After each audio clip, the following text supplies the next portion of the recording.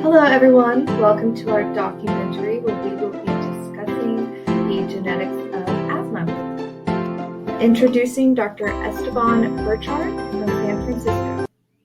What are some of the biggest misconceptions or misunderstandings about asthma that you hope to address through your research? Asthma is actually the most common chronic disease in children. It's not 100% genetics, and it's not 100% environmental. And what is fascinating to me is no matter how much we study it, there are stark racial differences. It is the one disease that has the most dramatic racial differences amongst common diseases. So like obviously sickle cell disease, that's population specific for African ancestry. Cystic fibrosis is for white ancestry. But asthma is common to every group. But when you look at like the highest group, the tails of the distribution, Puerto Ricans are way up here, Mexicans down here, every other group is in between.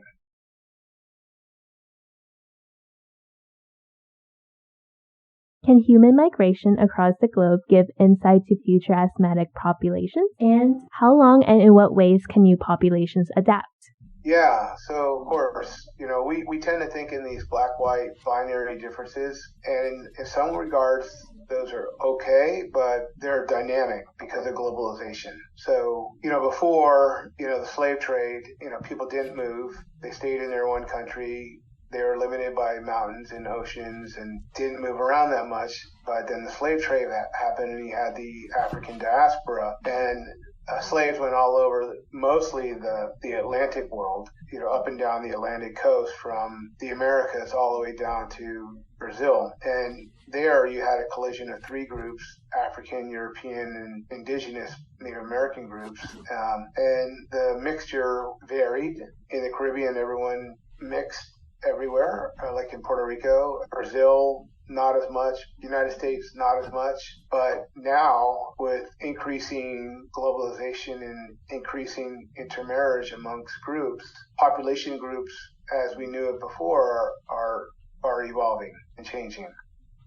And that's not only relevant for asthma, but it's relevant for a lot of diseases.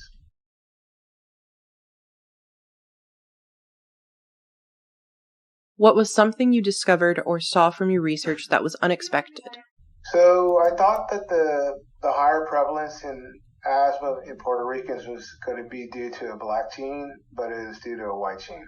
And there's something unique about Puerto Rico in their breeding mating patterns that makes them unique. So when you look at the other islands around Puerto Rico, they have really low asthma rates, but Puerto Rico itself has a high asthma rate, even though they're surrounded by islands that you would think, because they're nearby, would be similar.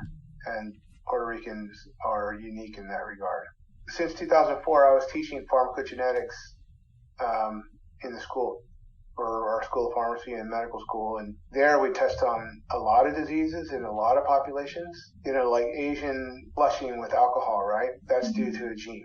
And that's, so if alcohol is a drug, the flushing clinical response or phenotypic response, and we saw a lot of these population-specific differences in a lot of groups.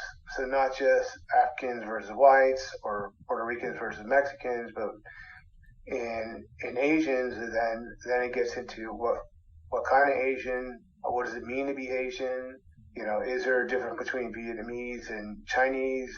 Honestly, they're probably not, but it's due to geography. So like a Southeast Asian, like if you just look at Asia and look at the Southeast corner and look at the Northwest corner, genetically they're very different, even though they all might be considered, say, Chinese. But genetically they're very, very different.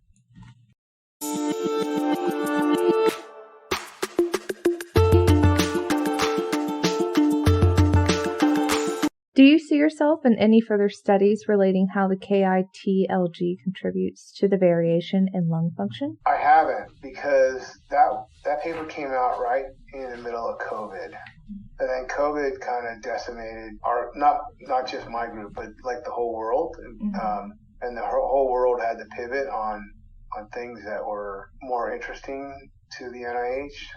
So honestly, where academics kind of hits the end of their road is we usually end up finding things, and a lot of companies are watching what we do because we're like the little incubators of a million different incubators, and they usually pick up what we publish and run with it. So another gene that I worked on, interleukin-4 receptor, I worked on it in 1997 all the way up to 2008, so about 11 years. And I thought it was cool, and so did this other company called Regeneron, and they went ahead and made a multi-billion-dollar drug off it. And I didn't even have the wherewithal to go patent it. I wasn't thinking like that.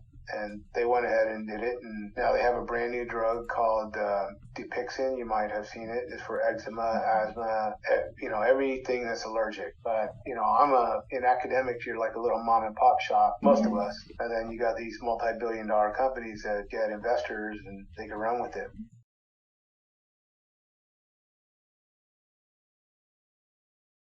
If you had to pick just one thing from your research for people to learn or understand, what would it be? The prevalence difference. Why? 23% prevalence in Puerto Ricans, 18 in Africans, whites are 9, Mexicans are 11. And then when you look at death rate, Puerto Ricans have a 4-fold higher rate than Mexicans. African Americans have a 10-fold higher death rate than whites. So that tells you the clinical importance. Why should public health people care? And then when you look at like how many people are included in modern genetic studies in the United States, even though African Americans and Latinos make up 35% of the population, they represent less than 2% of modern studies. And I would ask why. I started off as a marine biology major, and then when I learned genetics, I quickly switched over to cell and molecular biology. I think it's really cool. I'm really fascinated by biology. Just find your personal passion and run with it.